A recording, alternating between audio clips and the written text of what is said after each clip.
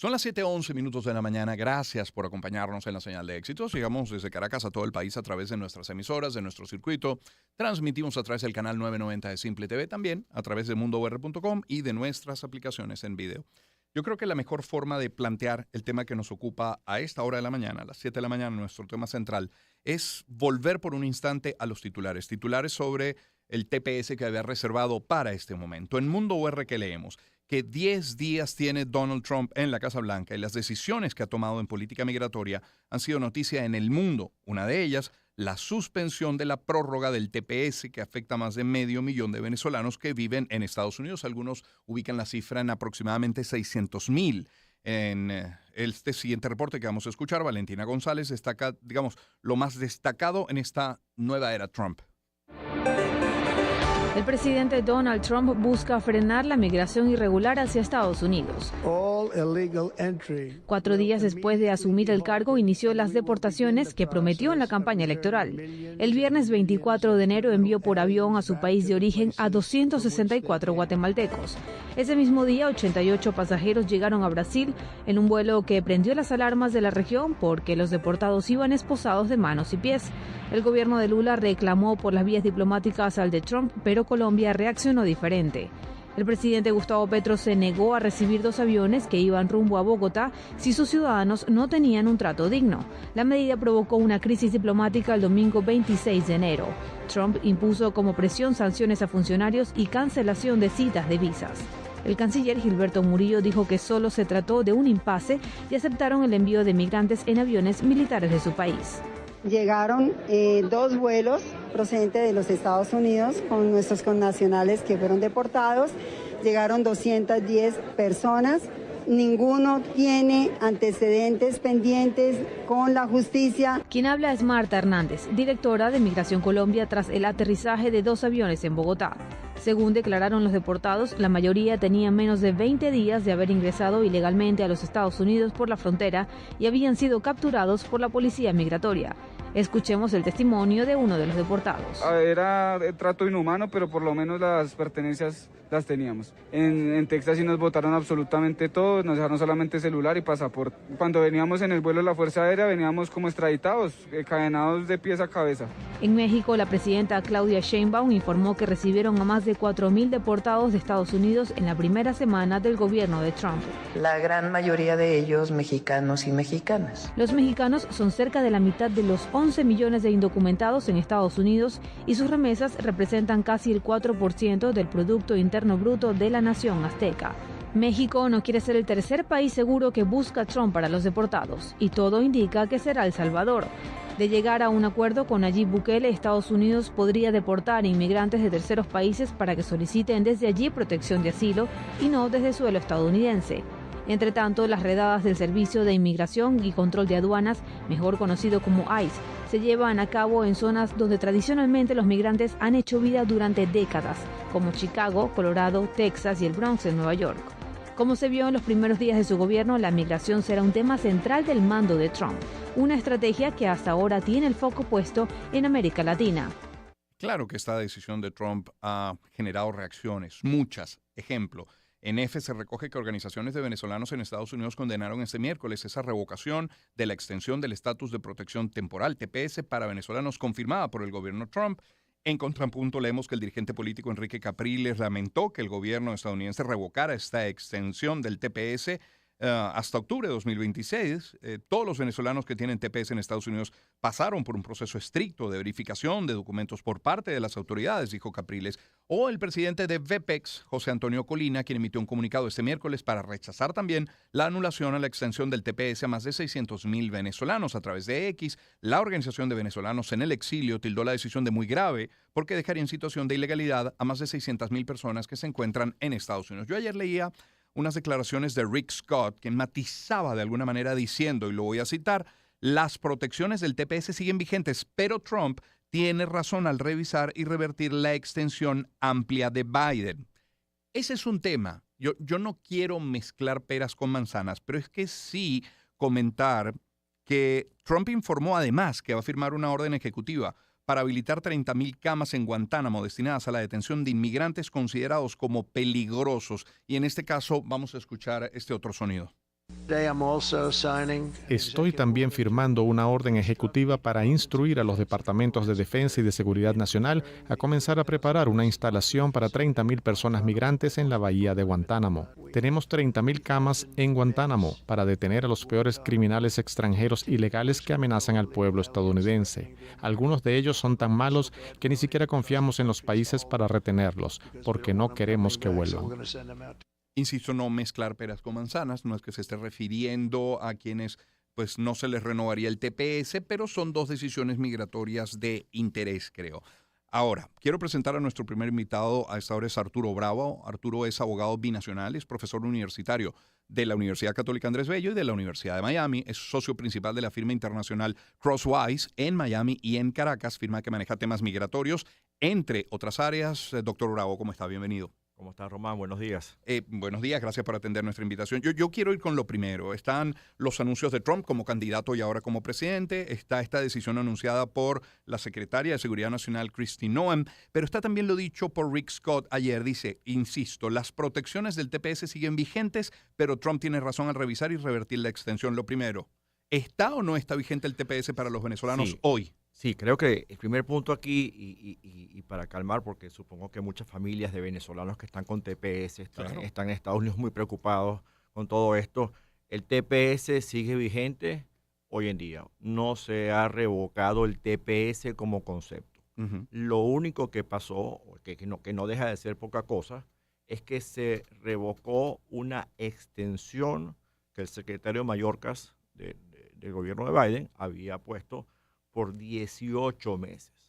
La razón fue una razón técnica. La razón técnica es que habían dos TPS en paralelo, uno que ocurrió en el 2021, otro en el 2023, y el secretario Mayorkas extendió los dos en un solo tramo y técnicamente, según dice la orden dictada por la secretaria Noem, no se podía hacer eso. La razón política, por supuesto, que está entre líneas, con una buena noticia, creo yo, que la secretaria Noem, cuando anuncia esto en CNN y en Fox ayer, dice que lo que se quería era revisar la extensión, lo que se quería era revisar porque entendían que dentro del TPS habían que la automática, diría yo, renovación generaba que entraran en ese TPS personas que, bueno, obviamente están vinculadas con crímenes y otros delitos graves en los Estados Unidos.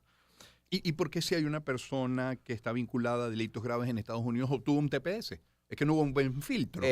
Probablemente en estas cosas, pues yo siento que lo que consideró Capriles, que la aplicación al TPS suponía enviar una serie de documentaciones y toda una serie de cosas. Existen elementos, vamos a decir, que creo yo que es un reconocimiento de que se fue laxo probablemente en la acreditación del TPS. Y pasaron eventos que son posteriores. Por ejemplo, la primera ley que firma el presidente Trump es una ley que se llama Lucky Riley. Lucky Riley fue una enfermera de la Universidad de Georgia que lamentablemente fue asesinada por un compatriota. Y esa ley lo que hace es que cualquier falta que cometan las personas indocumentadas o inmigrantes o no inmigrantes en Estados Unidos, sea de obligatorio reporte a las autoridades migratorias y de obligatoria detención para ser deportada. Es decir, se está haciendo un conjunto de medidas que lo que se está buscando es cerrar el círculo de estas personas que lamentablemente, pues, y es una desgracia que en este caso sea un venezolano quien mató a esta muchacha, están delinquiendo en los Estados Unidos. Más allá de que debieron haber evitado que eso pasara con un escrutinio fuerte del TPS, que entiendo están reconociendo que no se hizo porque están ahora abordando nuevas medidas. ¿Qué es lo que yo creo que va a pasar? Y aquí hay dos cosas importantes. Hay dos TPS corriendo, uno que vence el 2 de el 2 de abril y otro que vence en septiembre. Tiene el gobierno americano hasta el 2 de febrero, que es pasado mañana, un par de días que queda hasta ahora, para decidir si extiende ese TPS, que ese es el TPS de 2023. Si no hace nada el gobierno americano, automáticamente son 6 meses adicionales. Igual va a pasar con el que se vence en septiembre. Tiene 60 días antes para que el gobierno americano diga si lo prorroga o no. Si no dice nada, se prorroga automáticamente por 6 meses. No es una noticia sencillamente para calmar a aquellos que se sienten que que van a ser extraditados, que van a ser ilegales o que van a entrar en un estatus de absoluta, vamos a decir, personas que llevan años en los Estados Unidos, claro, que dependen de esto. Y de ellos quiero hablar. Y permítame, doctor Bravo, incorporar también a Renata Calderaro, también abogada migratoria. Ella nos acompaña vía Zoom desde Estados Unidos. Renata, muy buen día. ¿Cómo está? ¿Cómo le va? Román, ¿cómo están? ¿Cómo están los dos? Gracias, buen día. Agradecido por este tiempo. Renata, queda claro, el TPS está vigente, lo que se detuvo fue la renovación automática, hay hasta el 2 de febrero un lapso para revisarlo, pero sí, partamos del peor escenario que nos permite prepararnos para él y para lo mejor, lógicamente. Pero si se llegara a revocar el TPS, ¿qué podría pasar con esos 600,000 compatriotas venezolanos que disfrutan de sus beneficios? ¿Qué pasa con quien tiene hoy un TPS en Estados Unidos y trabaja legalmente y paga impuestos y tiene a lo mejor un Social Security ya y debe preocuparse ese venezolano hoy? A ver, preocuparse no, pero ocuparse sí. Es decir, hay más de 30 visas, hay más de 15 vías a la residencia y no todos los 600,000 venezolanos que están en Estados Unidos con TPS actualmente van a ser elegibles para otra vía, pero la mayoría de ellos sí. ¿Por qué? Porque muchas de las personas estaban legalmente en el país. Y eso les permite que, aunque tuvieron un TPS, después también poder hacer un cambio o ajuste de estatus a otras vías. Esto no le corta la vía a una persona que pueda optar por alguna otra visa. En este momento, como ejemplo, estamos en una temporada idónea para aquellos profesionales que tal vez ya están trabajando, porque esto además, Román, va a impactar a muchos empleadores. O sea, esta no es solamente una preocupación de la comunidad venezolana en sí, pero también de muchas compañías. Ayer estaba hablando con muchas empresas preocupadas porque sus empleados tienen TPS, son de Venezuela, tienen familiares que tienen TPS. Entonces, yo pienso que sí va a haber acá una discusión importante, porque nuevamente es un impacto que lo vamos a sentir a varios niveles y hay soluciones. Una opción, como les mencionaba, es una visa H1B para profesionales, que puede ser una alternativa viable para muchos venezolanos que ya tienen un trabajo y que su empleador esté dispuesto a firmar ese documento y patrocinarlos como oferta de empleo. Y este es el momento para poder hacerlo. Como decía el doctor también, hay 2 fechas diferentes, entonces no va a impactar a todos los venezolanos de la misma forma. Esto realmente no se ha visto mucho antes. Por lo general hay un solo programa de TPS y como decía también el doctor, creo que es importante que veamos que aquí hay un tema técnico en términos de por qué el gobierno actual dice vamos a retirar esta aprobación de una renovación por los 18 meses más para poder revisarlo y que su administración tome la decisión de cómo avanzar. Tenemos voces fuertes que espero que realmente se hagan escuchar en este punto. Marco Rubio, Díaz Balart, o sea, hay realmente un apoyo fuerte y creo que también es muy importante, y esto sí digo a todas las personas que nos están escuchando hoy, sea que están en Estados Unidos o fuera, o que están con TPS o con otro estatus, pueden escribir a los senadores y al Congreso para pedir que haya un apoyo para una renovación del programa TPS que realmente aporta muchísimo a Estados Unidos y a la economía. Claro, es la voz de Renata Calderaro. Renata Calderaro es abogada migratoria, está en los Estados Unidos. Nos acompaña en el estudio el doctor Arturo Bravo. Doctor Bravo, estas medidas recientemente tomadas, todas las anunciadas en campaña por Donald Trump, ¿son medidas contra los migrantes irregulares o contra los migrantes que son delincuentes? Hoy en día es difícil responder esa pregunta de manera directa porque la verdad es que la campaña estuvo enfocada en los inmigrantes que de alguna manera delinquían y el lema de Trump era que habían soltado las cárceles de los países en la frontera. Entonces el enfoque, vamos a decir, político, sin duda está enfocado en el tema crimen y la criminalidad asociada a la inmigración, vamos a decir, desmedida que hubo en el periodo de Biden. Ahora, las medidas que se han dictado, y voy a hablar de una que probablemente que quedó sin efecto parcialmente, y me refiero a los hijos a las personas nacidas en los Estados Unidos, y que fue dejada sin efecto. Pero la lógica era que todos pensábamos que los hijos de ilegales no iban a ser americanos.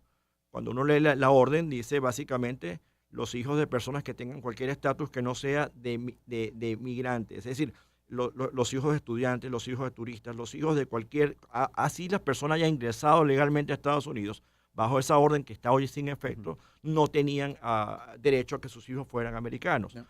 Y en este tipo de cosas como el TPS, pareciera que la lógica no es la misma, pero vamos a hablarte de algo importante.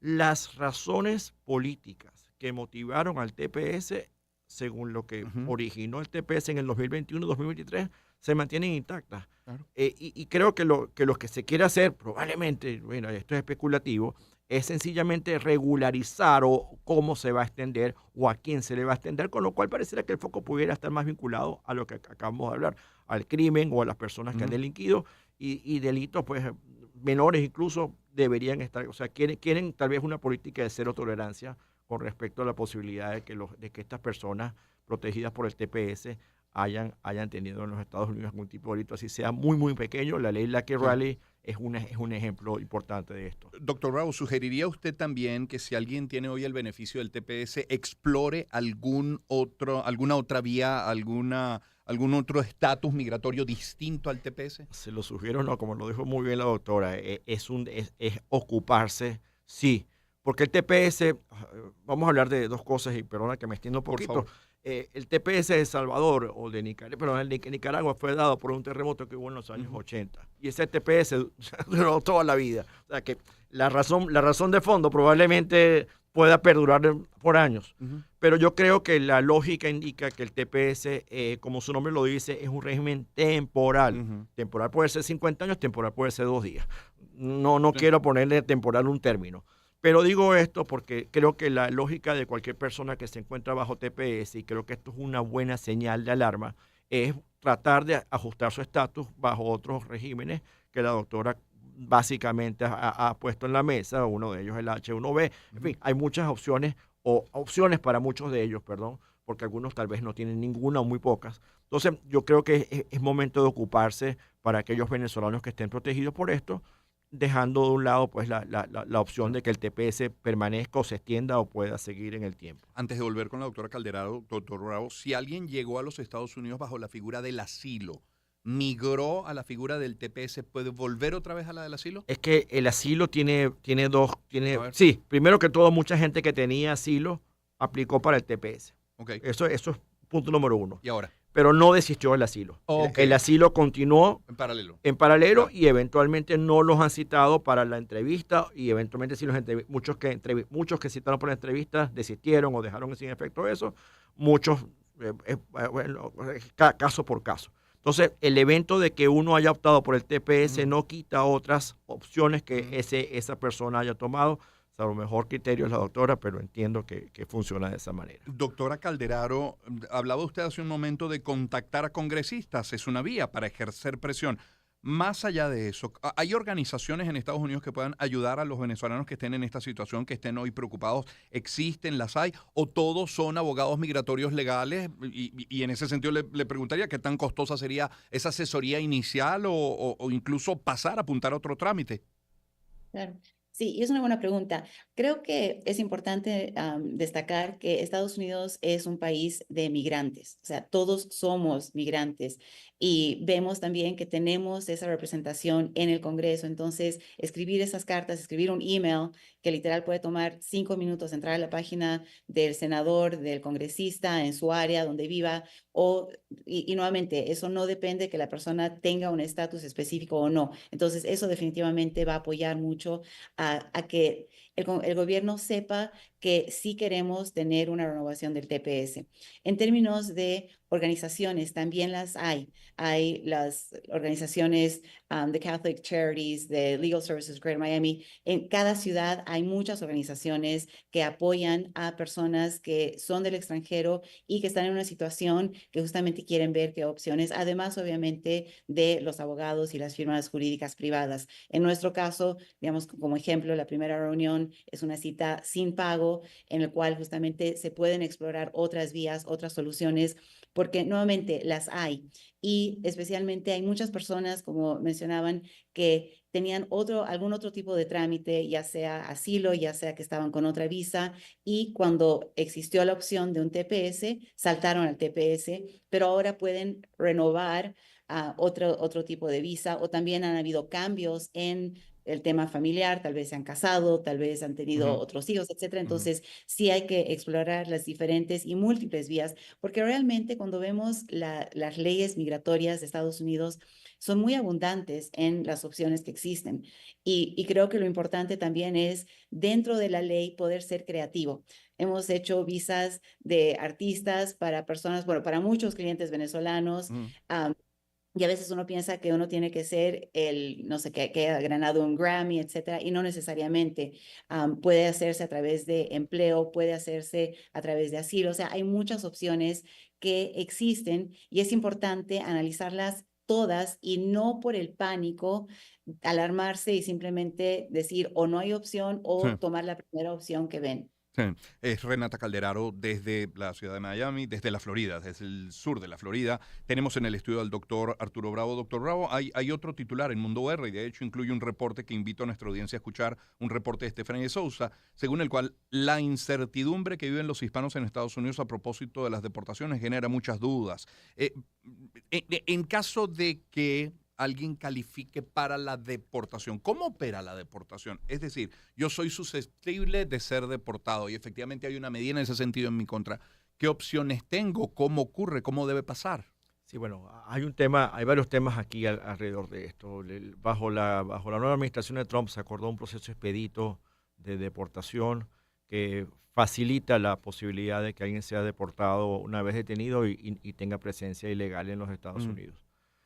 Típicamente la deportación, cuando ya es un proceso de remoción, que se llama así, pues toma tiempo, toma procesos judiciales, toma una serie de derechos que tiene el inmigrante o la persona que haya sido, que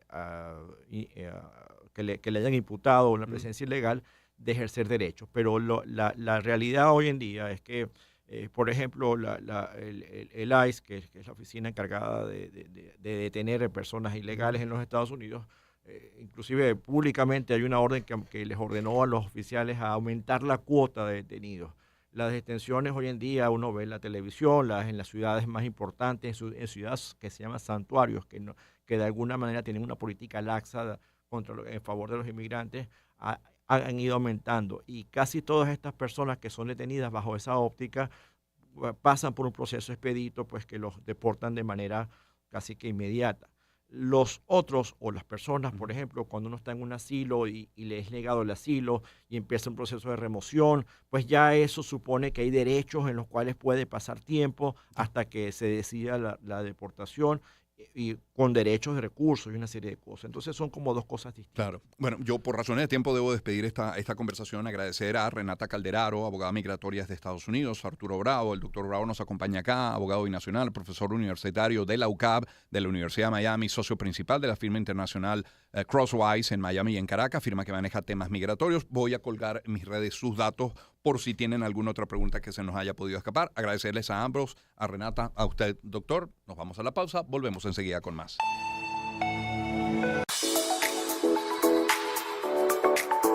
Espacio para conectar. Éxitos. Caracas, El Vigía, Guarenas, Guatire, Maturín, Táchira, Mérida, Barquisimeto, Margarita, Puerto La Cruz, Puerto Ordaz, Maracaibo, Maracay. Éxitos. Sonidos en primera fila.